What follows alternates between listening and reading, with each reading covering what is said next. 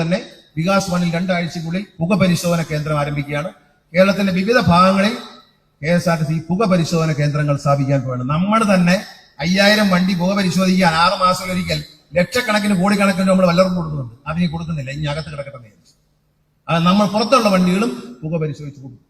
പുറത്തുള്ള വണ്ടിയും പുക പരിശോധിച്ച് കൊടുക്കും. നമ്മൾ പുക പരിശോധന വാഹനങ്ങളെ മൊത്തം ഇത്തരത്തിലുള്ള കാര്യങ്ങൾ നമ്മൾ ഡ്രൈവിംഗ് സ്കൂളിൽ എടുത്തതുപോലെ സാമർഥ്യത്തോടെ നമ്മൾ പെട്രോൾ പമ്പ് തുടങ്ങി നമ്മൾ സാമർഥ്യത്തോടെ ഇനി ഈ പുക പരിശോധന കേന്ദ്രം നമ്മൾ പുക പരിശോധന കേന്ദ്രം എടുത്താണ് ഗുണമെന്ന് വെച്ചാൽ നമ്മുടെ വണ്ടിയുടെ പുക കറക്റ്റായിട്ട് പരിശോധിച്ചാൽ നമുക്ക് കൂടുതൽ മൈലേജ് കിട്ടും.